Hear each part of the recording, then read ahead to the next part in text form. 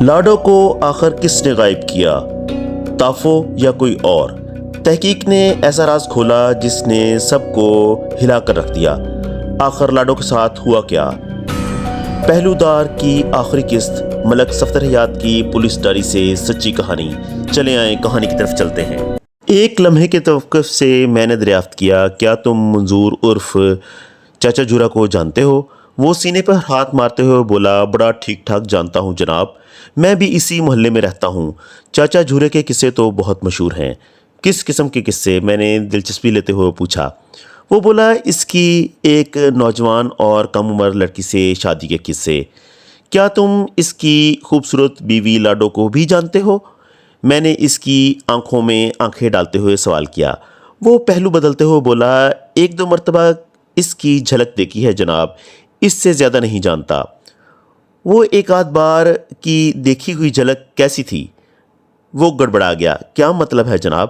مطلب یہ کہ وہ تمہیں کیسی لگی؟ میں نے زیر لب مسکراتے ہوئے پوچھا۔ وہ عجیب سے انداز میں گویا ہوا۔ وہ جیسی دوسرے لوگوں کو لگتی ہے ویسی ہی مجھے بھی لگتی تھی۔ خوبصورت، پرکشش اور چنچل و شوخ لڑکی، بلکہ عورت۔ وہ چاچا جورے کی منکوہہ ہے، اس لیے اسے لڑکی کے بجائے عورت ہی کہنا چاہیے۔ میں نے پوچھا، ذرا سوچ کر بتاؤ، کیا تمہارا تافو پہلوان لاڈو کا ذکر کرتا رہتا تھا؟ مجھ سے تو تافو نے کبھی لاڈو کے بارے میں کوئی بات نہیں کی۔ کہیں تم غلط بیانی سے تو کام نہیں لے رہے؟ اگر میں جھوٹ بولوں تو جو چور کی سزا وہ میری سزا، وہ سنجیدہ سے لہجے میں بولا۔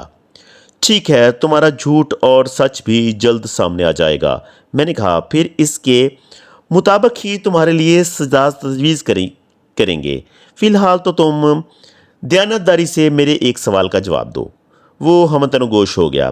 میں نے نہایت جامع اور مختصر الفاظ میں اسے جورے کی شکایت اور تافو کے اقرار کے بارے میں بتایا۔ پھر پوچھا، تمہارا کیا خیال ہے، تافو میری ڈانٹ ڈپٹ کے بعد راہ راست پہ آ گیا ہوگا یا لاڈو کے اغوا میں اس کا ہاتھ ہے؟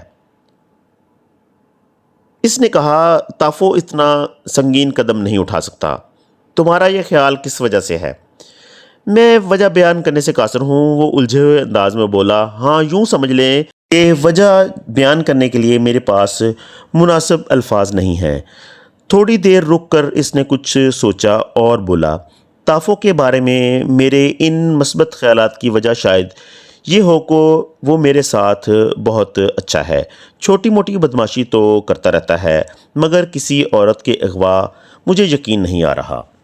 میں تمہیں بتا چکا ہوں کہ لاڈو کو تنگ کرنے کے حوالے سے چاچا جورا نے مجھ سے تافو کی شکایت کی تھی، اور میری پوچھ گچھ کے نتیجے میں تافو نے اپنی حرکات کا اعتراف بھی کر لیا تھا۔ میں نے نوازے کو گھسنے کی کوشش کی۔ کیا ان حالات میں ہمارا شک تافو پر نہیں جانا چاہیے، جبکہ کچھ روز پہلے جورے کے بقول لاڈو کو اغوا کی دھمکی بھی دے چکا تھا؟ وہ متذبذب لہجے میں بولا، میری تو کچھ سمجھ میں نہیں آ رہا جناب، یہ سارے معاملات اس قدر الجھے ہوئے ہیں کہ ان کے بارے میں سوچتے ہوئے سر میں دکھن ہونے لگی ہے۔ ویسے میرا ایک مشورہ ہے۔ اتنا کہہ کر وہ میری جانب دیکھنے لگا۔ ہاں کہو، تم کیا مشورہ دینا چاہتے ہو؟ میں نے حوصلہ افزا لہجے میں کہا۔ وہ بولا، آپ بس ایک دن انتظار کر لیں۔ وہ کیوں بھائی؟ وہ اس لیے جناب کہ کل تو تافو لاہور سے واپس آ ہی جائے گا، نوازے نے بتایا، پھر ساری حقیقت سامنے آ جائے گی۔ ہم ہاتھ پر ہاتھ رکھے اس کا انتظار نہیں کر سکتے، ASI باقر علی نے پہلی مرتبہ ہماری گفتگو میں حصہ لیتے ہوئے کہا۔ وہ اگر واقعی لاڈو کے اغوا میں ملوث ہے تو پھر اس کی واپسی کے بارے میں حتمی طور پر کچھ کہا نہیں جا سکتا۔ اس کی دھمکی کے 3 پہلو ہیں: لاڈو کا اغوا، اس کی بے حرمتی اور پھر قتل۔ اگر تافو نے اپنی دھمکی پر عین عمل کر لیا تو پھر اس کی واپسی پر ہمارے ہاتھ کچھ نہیں آئے گا۔ ہماری تو پوری کوشش یہی ہوگی کہ لاڈو کو زندہ سلامت اور باعفت بازیاب کیا جائے۔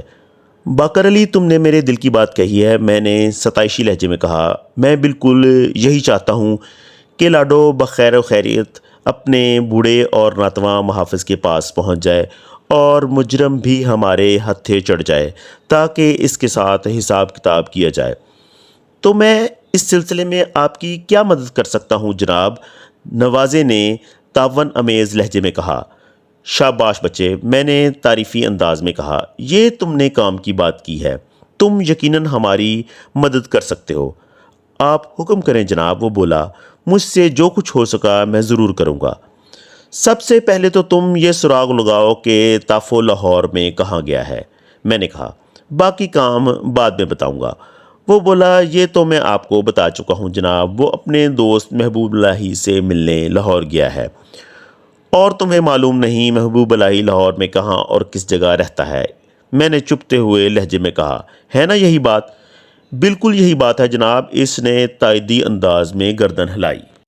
سنو نوازے، میں نے ٹھہرے ہوئے لہجے میں اسے مخاطب کیا، یہ بھی ضروری نہیں ہے کہ تحفو لاہور ہی گیا ہو، ممکن ہے اس نے تمہارے سامنے جھوٹ بولا ہو، وہ لاہور کا بتا کر کہیں اور نکل گیا ہو۔ لاڈو کے اغوا کی صورت میں تو داروگوئی اس پر لازم ہو جاتی ہے، اور بالفرض وہ لاہور ہی گیا ہے اپنے دوست محبوب الہی سے ملنے، تو اس صورت میں تمہیں محبوب الہی کا پتہ ٹھکانہ کھوجنا ہوگا۔ یہ کام میں کیسے کر سکتا ہوں جناب؟ وہ الجھن زدہ انداز میں بولا۔ میں نے کہا، کام تو تمہیں ہی کرنا ہوگا، طریقہ میں بتاؤں گا۔ وہ پوری توجہ سے مجھے دیکھنے لگا۔ ہاں بتائیں جناب، میں نے کہا، تم کسی ایسے آدمی کا نام بتاؤ جو تافو سے بہت قریب ہو، یعنی اس کا بے تکلف دوست ہو اور اس علاقے کا رہنے والا بھی ہو۔ ممکن ہے اسے تافو کے لاہور والے دوست کا پتہ ٹھکانہ معلوم ہو۔ ایسا ایک آدمی ہے تو، نوازے نے بتایا۔ کون ہے وہ؟ سبزی منڈی کا ہی ایک آڑتی ہے، وہ بولا، پیاز اور آلو وغیرہ کی آڑت کرتا ہے، اس کا نام جبار حسین ہے۔ میرے خیال میں یہ شخص تافو کے سب سے زیادہ قریب ہے۔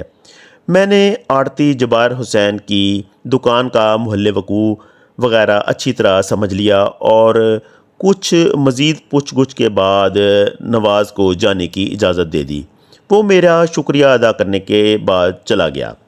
میں نے کہا، نوازے، ایک بات کا خیال رکھنا، ہمارے درمیان تافو اور لاڈو کے حوالے سے جو باتیں ہوئی ہیں انہیں اپنے تک ہی رکھنا۔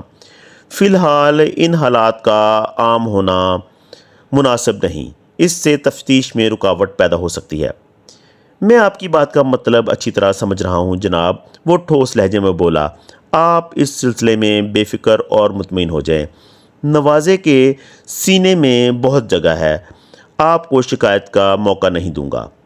وہ ایک خاص بات کا خیال رکھنا، میں نے یاد دہانی والے انداز میں کہا، اگر اس دوران میں تافو واپس آ جائے یا وہ تمہیں کہیں دکھائی دے جائے تو تم فوراً مجھے اطلاع دو گے۔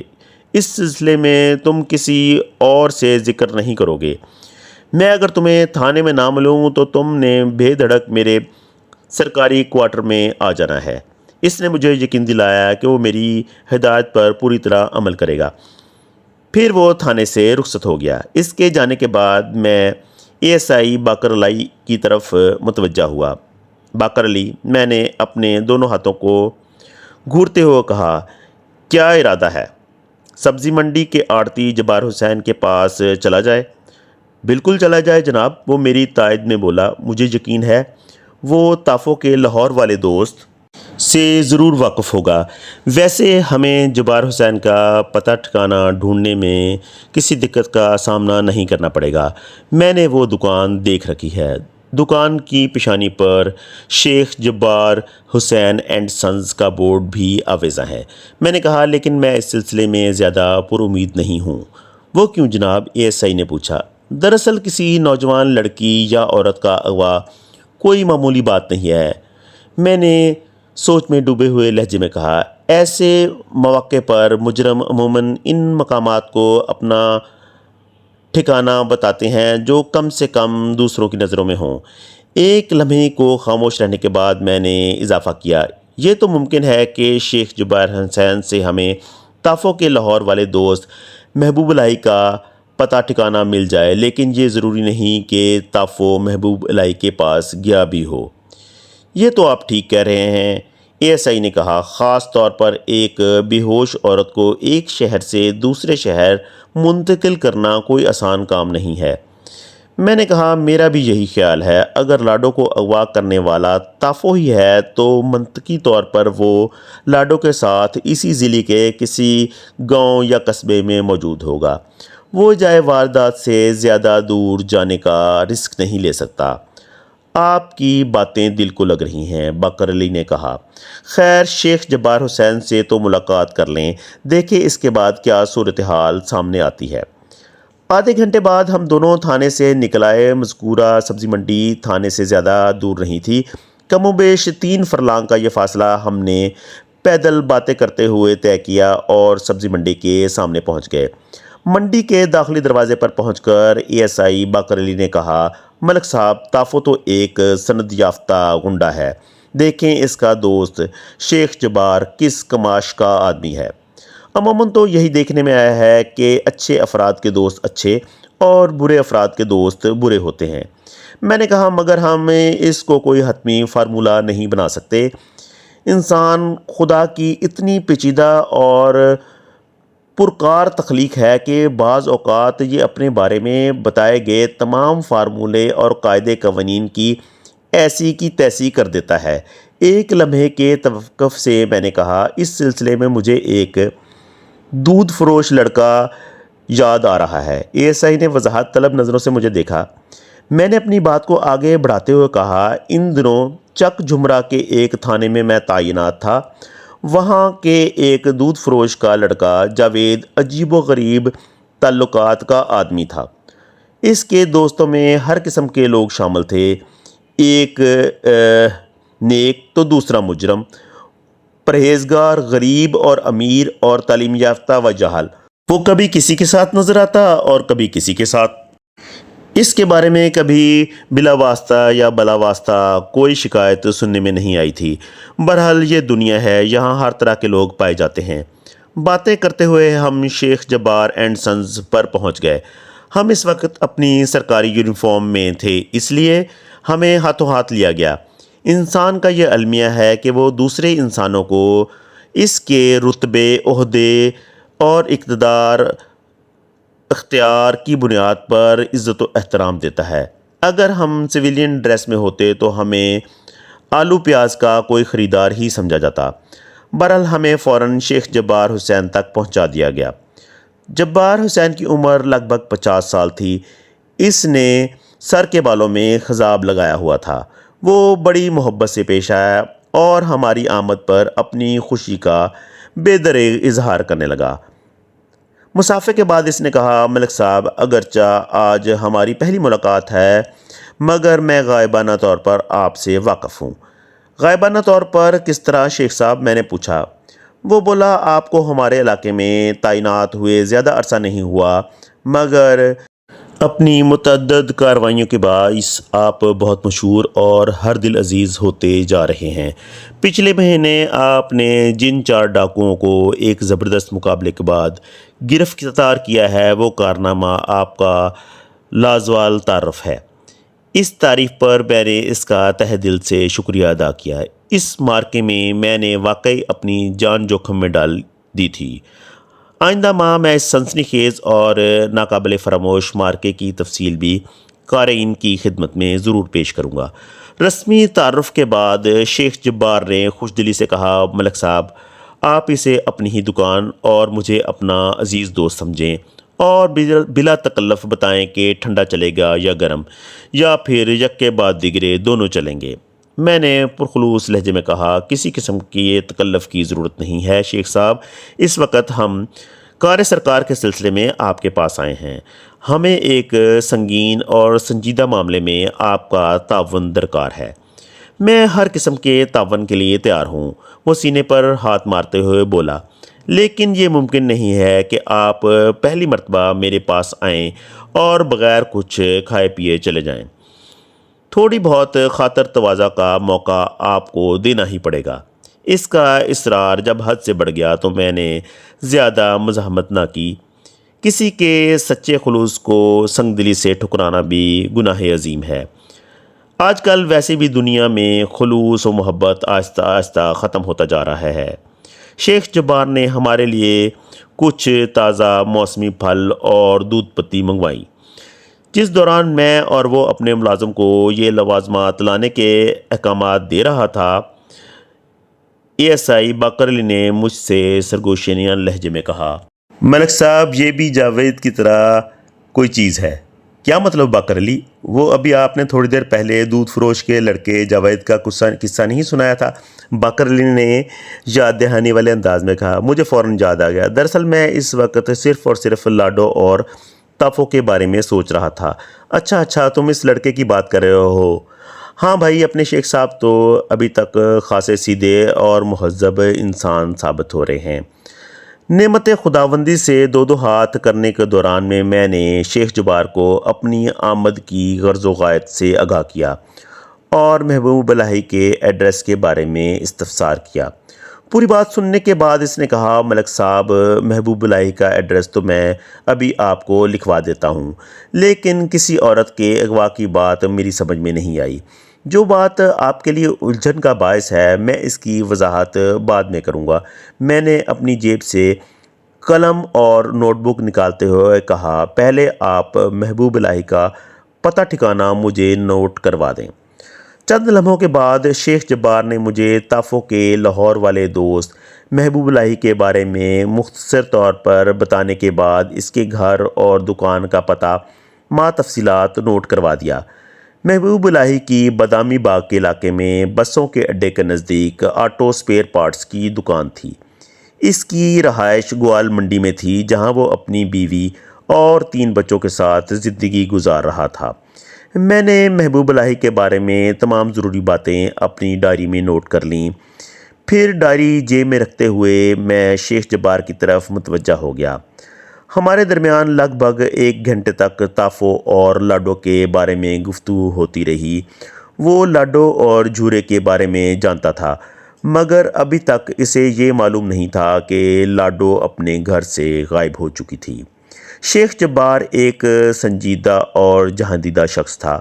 گفتگو کے دوران میں نے اندازہ لگایا کہ تافو کے بارے میں اگرچہ اس کی رائے زیادہ اچھی نہیں تھی، تاہم وہ لاڈو کے حوالے سے اسے قصوروار نہیں سمجھ رہا تھا۔ اس کا خیال تھا کہ لاڈو کے اغوا میں تافو کے بجائے کسی اور کا ہاتھ ہو سکتا ہے۔ میں نے جبار سے پوچھا، شیخ صاحب آخری مرتبہ تافو سے آپ کی ملاقات کب ہوئی تھی؟ گزشتہ روز دوپہر کے بعد وہ میرے پاس آیا تھا، شیخ جبار نے بتایا۔ میں نے پوچھا، کیا اس نے آپ سے ایسی کوئی بات کی تھی کہ وہ لاہور جانے کا ارادہ رکھتا تھا؟ نہیں، اس سلسلے میں اس نے مجھے کچھ نہیں بتایا۔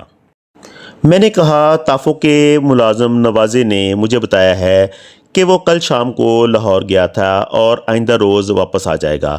پتہ نہیں اس کے بیان میں کس حد تک صداقت ہے۔ آپ کس کے بیان کی بات کر رہے ہیں؟ شیخ جبار نے پوچھا، نواز کے یا تافو کے؟ میرا اشارہ تافو کی بات پر ہے۔ میں نے کہا، ممکن ہے اس نے اپنے ملازم کے سامنے جھوٹ بولا ہو۔ شیخ جبار نے کہا، ہونے کو تو بہت کچھ ہو سکتا ہے۔ مزید تھوڑی دیر وہاں رکنے کے بعد ہم سبزی منڈی سے نکل کر تھانے کی طرف چل پڑے اور اس وقت عصر کی نماز کی اذانیں ہو رہی تھیں۔ میں نے اے ایس آئی سے پوچھا، باقر علی کیا خیال ہے ابھی اور اسی وقت لاہور کا رخ کیا جائے؟ آپ کا حکم ہو تو مجھے کیا اعتراض ہو سکتا ہے، باقر علی نے کہا۔ ویسے میرا مشورہ یہ ہے کہ لاہور جانے کا پروگرام ہم کل پر رکھ چھوڑیں۔ اس کی 2 وجوہات ہیں۔ میں نے اے ایس آئی کے مشورے کو سراہا اور کہا، مجھے امید تھی کہ تم یہی جواب دو گے۔ میرا خود بھی یہی ارادہ تھا۔ میں نے صرف تمہیں آزمانے کے لیے ایسا سوال کیا تھا، تاہم تم نے جن 2 وجوہات کا ذکر کیا وہ بیان کرو۔ پہلی وجہ تو یہ ہے کہ ہم اگر ابھی لاہور کی جانب چل پڑیں تو کم از کم 4 گھنٹے سے پہلے وہاں نہیں پہنچ پائیں گے۔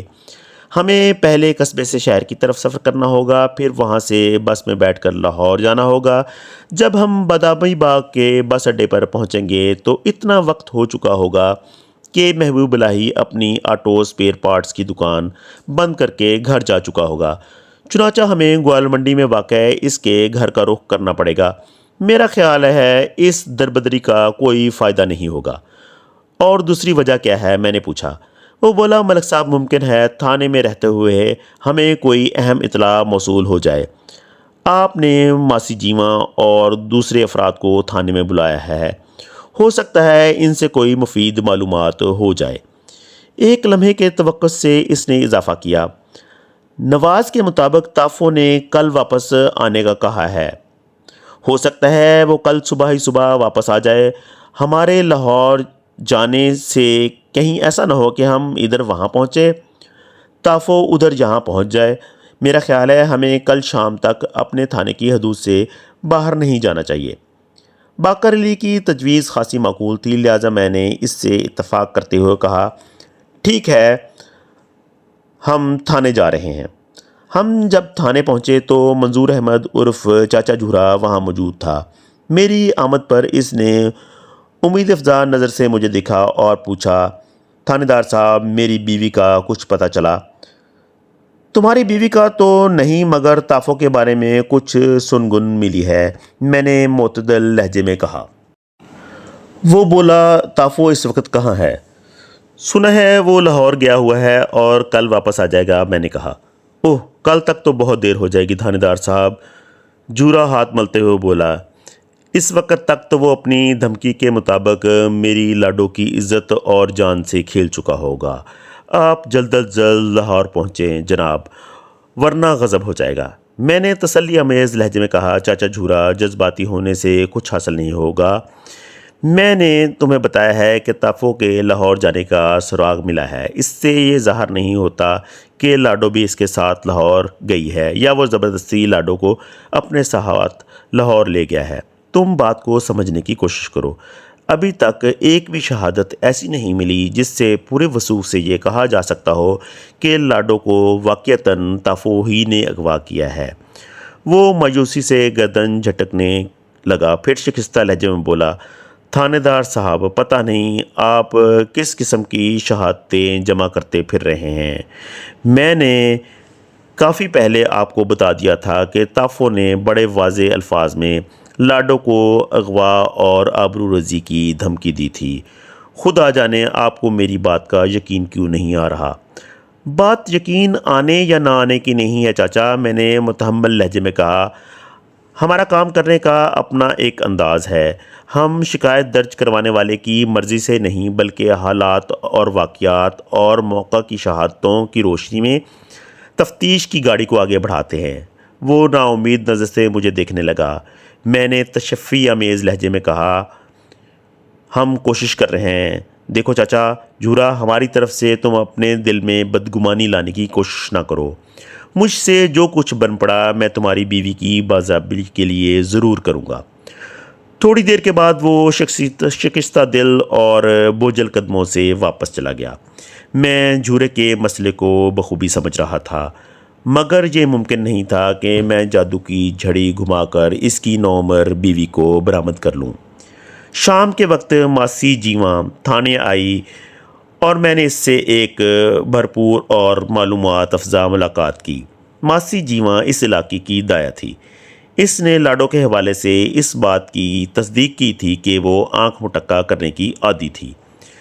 اب یہ لاڈو کی کون سی مجبوری تھی، اس سے بحث نہیں۔ ماسی جیواں کے مطابق بوڑھے شوہر کی نوجوان بیویاں عموماً اس قسم کی سرگرمیوں میں مصروف پائی جاتی ہیں۔ ماسی جیواں کے بعد علاقے کا ایک کریانہ فروش عمر دین اور ایک کاشتکار سلامت علی بھی میرے پاس آئے۔ ان دونوں کے بیان کے مطابق تافو لاڈو پر گہری نظر رکھے ہوئے تھا۔ تافو کو کئی مرتبہ چاچا جھورا کی گلی میں پھیرے لگاتے ہوئے دیکھا گیا تھا۔ اگرچہ اس کار خیر میں اور بھی کئی افراد بھرپور حصہ لے رہے تھے، مگر تافو وہاں کا ایک معروف شخص تھا اور اس کے حوالے سے لاڈو کے اغوا کی بات بھی ہو رہی تھی، اس لیے اس کا ذکر بطور خاص کیا جا رہا تھا۔ میں اس روز رات کو حسب معمول تھانے سے اٹھ کر اپنے سرکاری کوارٹر میں چلا آیا۔ ایک کانسٹیبل کھانا پکانے کا ماہر تھا، وہ روزانہ میرے لیے کھانا تیار کر دیتا تھا۔ روٹی اکثر میں تنور سے منگوا لیا کرتا تھا۔ رات کا کھانے کے بعد میں مطالعے میں مصروف ہو گیا۔ یہ میری برسوں کی عادت ہے۔ اس دوران میں مفید کتابوں کا مطالعہ بھی کرتا ہوں اور پیچیدہ بظاہر ناقابل حل کیسوں کی اسٹڈی بھی کرتا رہتا ہوں۔ میں اس سلسلے میں قانون کی ایک ضخیم کتاب کے مطالعے میں غرق تھا کہ میرے کوارٹر کے بیرونی دروازے پر دستک ہوئی۔ میں نے چونک کر دروازے کی طرف دیکھا۔ اس وقت عموماً صرف اس صورت میں مجھے بلایا جاتا تھا جب تھانے میں کوئی ایمرجنسی ہو جاتی تھی، ورنہ شبینہ ڈیوٹی والا سب انسپکٹر خود ہی چھوٹے موٹے معاملات کو نپٹاتا رہتا تھا۔ میں نے قانون کی کتاب بند کی اور اٹھ کر دروازہ کھول دیا۔ دروازہ کھلتے ہی جس شخص پر میری نگاہ پڑی اسے دیکھ کر میں چونک اٹھا۔ وہ ایک شبینہ ڈیوٹی والا پولیس اہلکار نہیں بلکہ تافو تھا۔ جی ہاں، الطاف عرف تافو۔ تم یہاں؟ بے اختیار میرے منہ سے نکلا، اور پھر ارادی طور پر میری نظر تافو کے عقب میں اٹھ گئی۔ میں بے ساختگی کے عالم میں وہاں لاڈو کو تلاش کر رہا تھا۔ تافو نے دھیمے لہجے میں کہا، ملک صاحب، میں ایک نہایت اہم اطلاع لے کر آیا ہوں۔ اگر آپ مناسب سمجھے تو آپ کے کوارٹر میں بیٹھ کر بات کرتے ہیں۔ مجھے اس کی تجویز پر کوئی اعتراض نہیں تھا، اس لیے میں نے اسے اندر آنے کا راستہ دے دیا۔ وہ میرے کوارٹر میں داخل ہوا تو میں نے بیرونی دروازے کی کنڈی چڑھا دی، پھر تافو کی طرف دیکھتے ہوئے کہا، لاڈو کہاں ہے تافو؟ وہ لاہور میں ہے جناب، وہ رازداری سے بولا۔ اسے وہاں کیوں چھوڑ آئے ہو؟ میں نے سخت لہجے میں دریافت کیا۔ وہ نرم لہجے میں بولا، جناب میں اسے کہیں چھوڑ کر نہیں آیا، میں نے تو اس کا سراغ لگایا ہے۔ میں کل رات سے مسلسل حرکت میں ہوں۔ آپ پوری بات سنیں گے تو خوش ہو کر مجھے انعام سے بھی نوازیں گے۔ مجھے تافے کے رویے اور باتوں سے سخت حیرت ہو رہی تھی۔ میں نے کہا، تافو یہاں تو یہ کہانی چل رہی ہے کہ تم نے لاڈو کو اغوا کر لیا ہے۔ میں نے لاہور میں تمہارے دوست محبوب الہی کے بارے میں مکمل معلومات اکٹھی کر لی ہیں۔ کل صبح میں لاہور جانے والا تھا تمہاری اور لاڈو کی تلاش میں، مگر تم تو کچھ اور ہی خبر سنانے کے موڈ میں ہو۔ وہ قدرے شوخ لہجے میں بولا، پہلے آرام سے کہیں بیٹھ تو جائیں جناب، پھر میں آپ کو تفصیل سے سب کچھ بتاتا ہوں۔ میں اسے سرکاری کوارٹر کے اکلوتے کمرے میں لے آیا، پھر ایک آہنی کرسی پر بیٹھنے کا اشارہ کیا۔ میں خود اپنے بستر پر ہی بیٹھ گیا تھا۔ میری سوالیہ نظر مسلسل تافو پر ٹکی ہوئی تھی۔ وہ میرے گھورنے کا مفہوم جانتے ہوئے نہایت ہی مضبوط لہجے میں گویا ہوا، مرک صاحب، لاڈو کو اغوا میں نے نہیں بلکہ زلفی نے کیا ہے۔ ایک لمحے کو رک کر اس نے کہا، دراصل میں یہ کہنا چاہتا ہوں کہ لاڈو اپنی مرضی سے زلفی کے ساتھ یہاں سے گئی تھی۔ میں نے پوچھا، یہ زلفی کہاں سے آن ٹپکا ہے؟ ذوالفقار عرف زلفی ہمارے پڑوسی محلے کا رہنے والا ہے، تافو نے بتایا۔ وہ اپنے محلے میں جوتوں کی دکان پر بیٹھتا تھا۔ دکان اس کے باپ کی ہے، وہ باپ کی مدد کی خاطر دکان پر بیٹھا کرتا تھا۔ ایک لمحے کو وہ خاموش ہوا، پھر بات جاری رکھتے ہوئے بولا، میری طرح جو افراد لاڈو کے دروازے کے چکر کاٹتے تھے ان میں زلفی بھی شامل تھا۔ میں تو آپ کی ہدایت پر اس شیطانی مصروفیت سے باز آ گیا، مگر زلفی مسلسل اپنے مقصد سے چپکا رہا۔ اس کی ایک خاص وجہ یہ تھی کہ لاڈو واقعتاً اس کی حوصلہ افزائی کر رہی تھی۔ ملک صاحب، عورت بڑی عجیب و غریب چیز ہے، کچھ پتہ نہیں چلتا یہ کب اور کس وقت کسی پر فرفتہ ہو جائے۔ لاڈو جہاں بہت سے افراد سے مذاقیہ عشق فرما رہی تھی، وہیں وہ زلفی کو واقعی دل دے بیٹھی تھی۔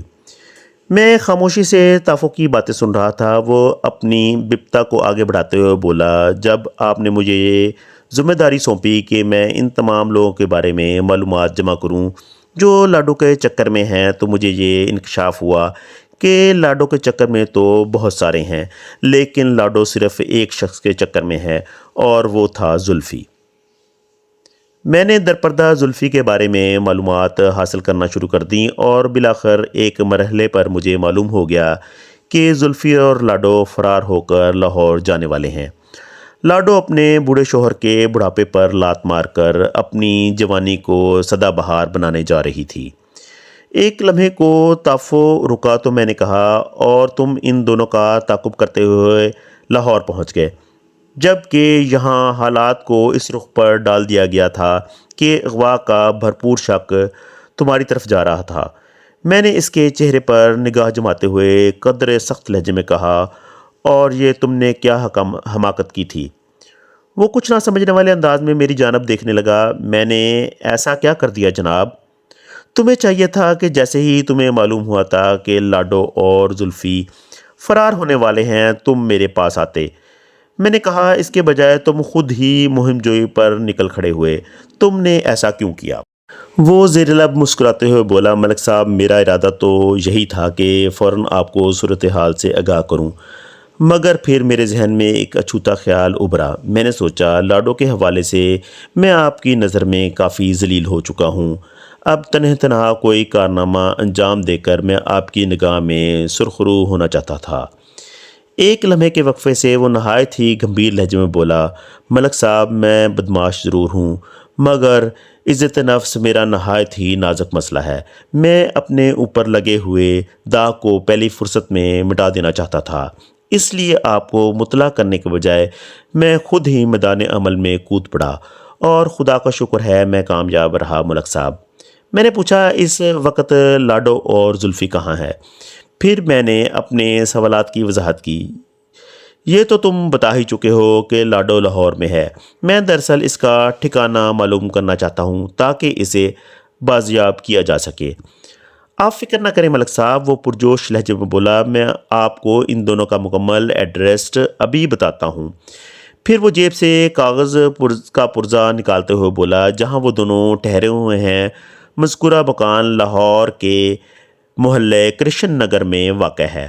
آپ صبح وہاں چھاپہ مار کر لاڈو اور زلفی کو گرفتار کر سکتے ہیں۔ میں نے وہ پتہ اور مکان کا نمبر اپنے پاس نوٹ کر لیا اور سخت لہجے میں کہا، تافو، اگر تمہاری اطلاع غلط ثابت ہوئی تو سمجھ لینا تم سیدھے جیل جاؤ گے۔ میں آپ کو مایوس نہیں کروں گا جناب، وہ جذباتی ہو گیا۔ یہ ایک شریف بدمعاش کا وعدہ ہے جو ہزاروں لاکھوں بدمعاش شریفوں سے زیادہ مضبوط ثابت ہوگا۔ کچھ دیر بعد میں نے تافو کو رخصت کر دیا۔ میرے کوارٹر سے جانے سے پہلے اس نے ایک فرمائش کی تھی اور میں نے اس کی فرمائش پوری کرنے کا وعدہ کر لیا۔ وہ آئندہ روز میرے ساتھ لاہور جانا چاہتا تھا۔ اس میں کوئی قباحت نظر نہیں آتی تھی۔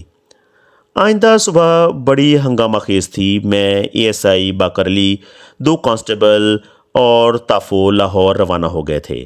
اس مرتبہ میں نے یہ احتیاط ملحوظ خاطر رکھی تھی کہ سرکاری یونیفارم کے بجائے ہم سادہ لباس میں تھے۔ قصہ مختصر، تافو کی اطلاع 100% درست ثابت ہوئی تھی۔ میں نے لاڈو کو زلفی کے پاس سے برآمد کر لیا۔ اس سلسلے میں ہمیں زیادہ محنت نہیں کرنی پڑی۔ زلفی اور لاڈو کو اپنی تحویل میں لے کر ہم دوپہر تک واپس اپنے تھانے پہنچ چکے تھے۔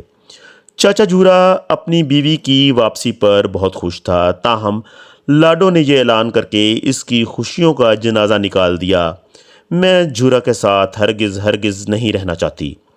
بیوی اگر شوہر کے ساتھ نہ رہنے کا اٹل فیصلہ کر لے تو دنیا کی کوئی طاقت اسے اس فیصلے کے خلاف نہیں مجبور کر سکتی۔ لاڈو کے الفاظ نے اس بری طرح جھورے کو ذلیل و خوار کیا تھا کہ طیش میں آ کر اس نے اسی وقت لاڈو کو طلاق دے دی۔ زلفی اور لاڈو نے گھر سے فرار ہو کر اگرچہ جرم کا اقدام کیا تھا، مگر لاڈو کی بازیابی کے بعد صورتحال اچانک جس طرح بدل گئی تھی، اس کے پیش نظر میں نے بھی اس معاملے کو زیادہ اچھالنے کی کوشش نہیں کی۔ البتہ اگر چاچا جھورا طلاق دینے سے پہلے ثابت قدمی سے کچھ کرنا چاہتا تو اسے اچھی خاصی قانونی مدد مل سکتی تھی۔ اگر کچھ نہ بھی ہو سکتا تو کم از کم زلفی کو تو اس حرکت پر سزا ضرور ہو جاتی، لیکن انسان یہی سوچتا رہتا ہے، اگر یوں ہو جاتا تو ایسا ہو سکتا تھا، اگر وہ ہو جاتا تو ویسا ہو سکتا تھا۔ لاڈو نے جتنے کھلے الفاظ میں علم بغاوت بلند کیا تھا، اس سے بخوبی اندازہ لگایا جا سکتا تھا کہ چاچا جھورا کے ساتھ اس کی ازدواجی زندگی کا 1.5 سال کس طرح گزرا ہوگا۔ اگرچہ چاچا جھورا نے عمر کے اس حصے میں اور صحت کے اس معیار پر ایک نوجوان اور ولولہ انگیز لڑکی سے شادی نہ کی ہوتی تو اسے اس بری طرح بے عزت نہ ہونا پڑتا۔